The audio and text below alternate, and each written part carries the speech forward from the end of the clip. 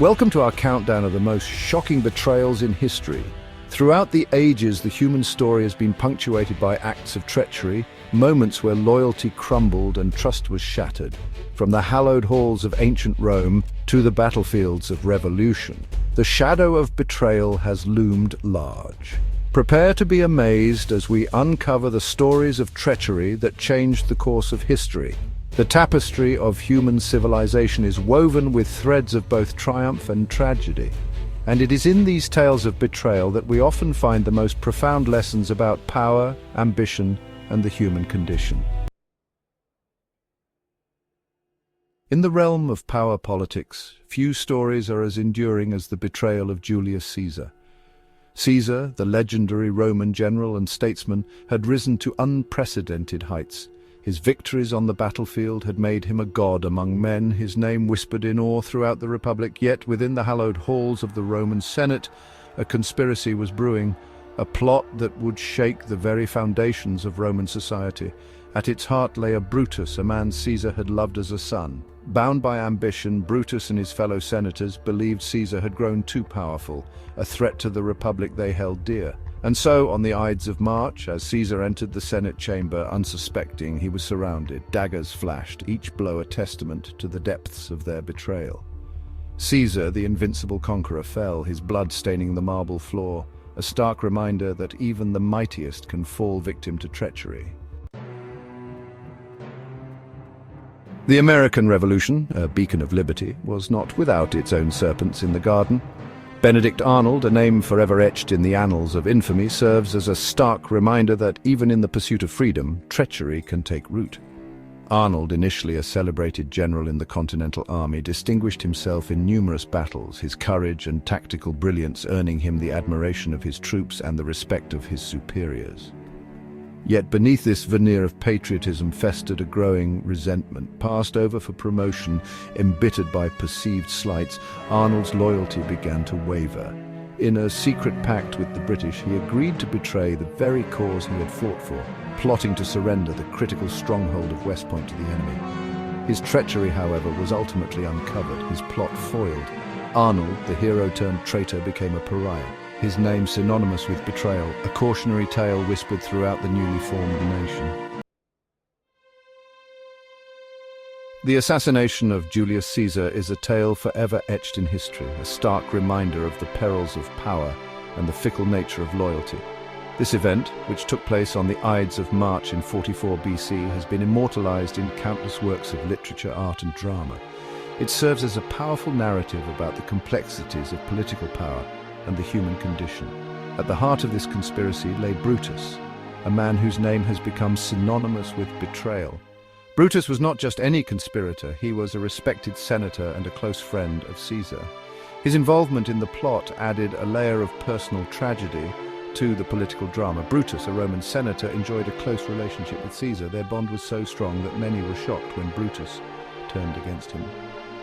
This relationship was built on mutual respect and admiration, making Brutus's betrayal all the more poignant.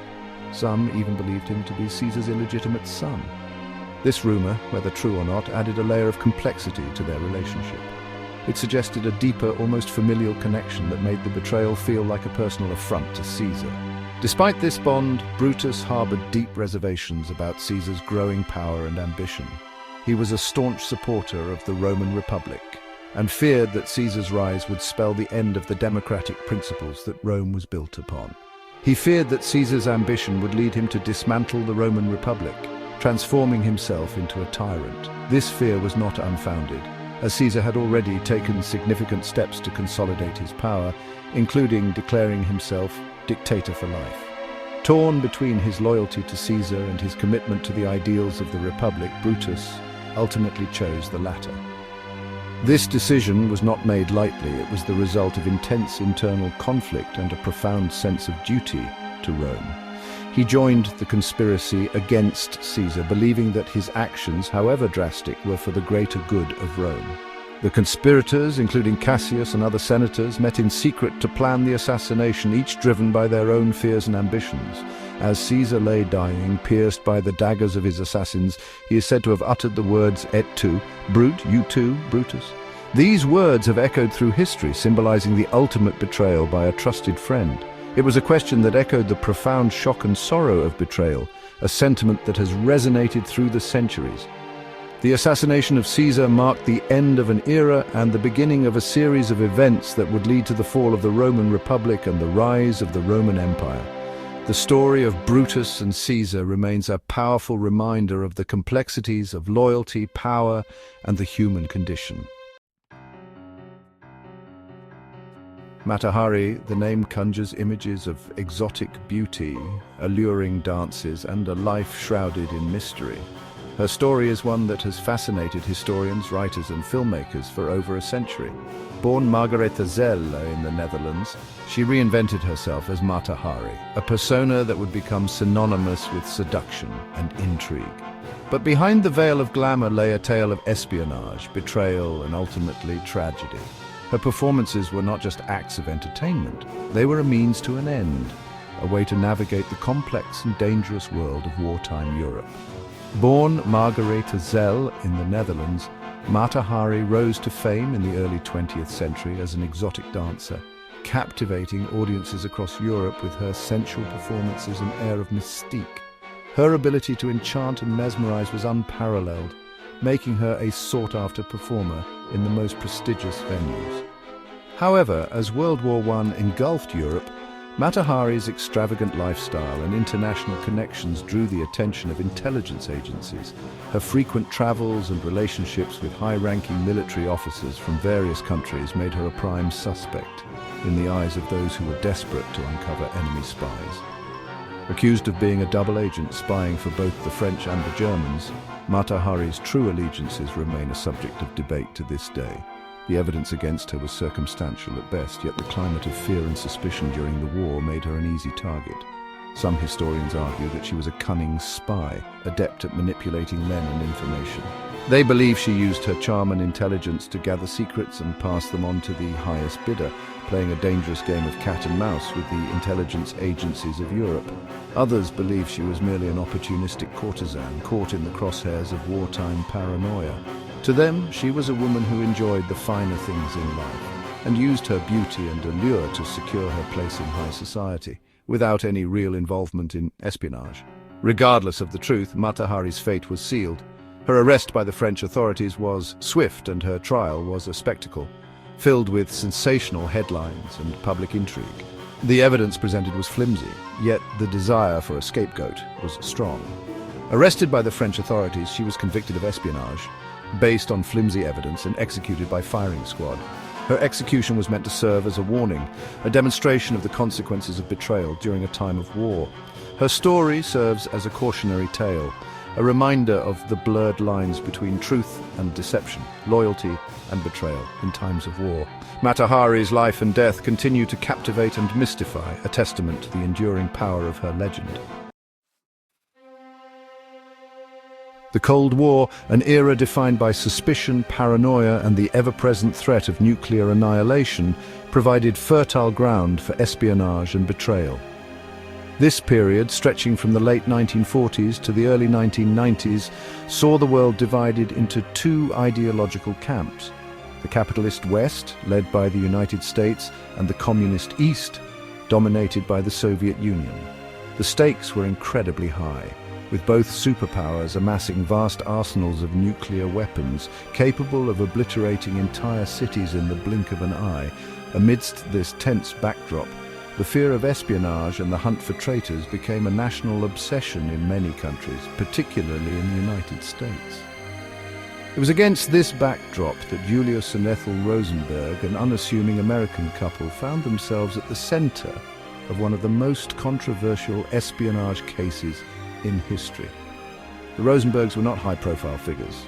They were ordinary citizens living in a modest New York apartment, raising their two young sons. Yet their lives took a dramatic turn when they were accused of being part of a Soviet spy ring that had infiltrated the highest levels of American scientific research. The Rosenbergs, both members of the Communist Party, were accused of passing atomic secrets to the Soviet Union.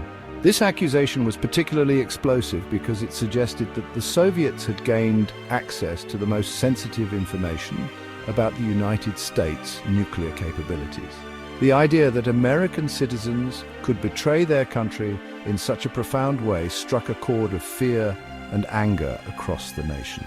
The evidence against them was largely circumstantial, relying heavily on the testimony of Ethel's brother, David Greenglass, who had worked on the Manhattan Project. Greenglass claimed that Julius had recruited him to pass along classified information, and that Ethel had typed up the notes. However, many questioned the reliability of his testimony, suggesting that he might have been motivated by a desire to protect himself and his own family from prosecution. The Rosenbergs maintained their innocence, claiming they were victims of anti-communist hysteria. They argued that they were being persecuted not for any actual crimes, but because of their political beliefs and associations. Their defense team pointed out numerous inconsistencies and gaps in the prosecution's case, but in the charged atmosphere of the time, these arguments fell on deaf ears. Their trial, however, became a media sensation, fueling public fears about communist infiltration and the theft of America's most closely guarded secrets. Newspapers and radio broadcasts covered every twist and turn of the case, often with a sensationalist bent that painted the Rosenbergs as dangerous traitors. The public, already on edge from the ongoing Cold War, was captivated and horrified by the idea that spies could be living next door. Despite international pleas for clemency, the Rosenbergs were found guilty and sentenced to death. Their conviction and sentencing sparked a global outcry, with many prominent figures and ordinary citizens alike calling for mercy. Protests were held in cities around the world, and petitions for clemency were sent to the White House. However, the US government remained unmoved, determined to make an example of the Rosenbergs. Their execution in 1953 sent shockwaves throughout the world, becoming a symbol of the brutal realities of the Cold War and the devastating consequences of betrayal. The case of Julius and Ethel Rosenberg remains one of the most debated and controversial episodes of the Cold War era, raising enduring questions about justice, loyalty, and the true cost of national security. These betrayals, spanning centuries and continents, remind us that trust can be a fragile thing, and the consequences of treachery can be far-reaching. From the assassination of Caesar to the Cold War espionage of the Rosenbergs, acts of betrayal have shaped the course of history, leaving an indelible mark on civilization. The individuals we have explored, driven by ambition, ideology, or desperation, made choices that had profound and often tragic consequences. Their stories serve as a stark reminder of the complexities of human nature and the enduring power of betrayal. Thanks for watching. Don't forget to like, comment, and subscribe for more intriguing historical content.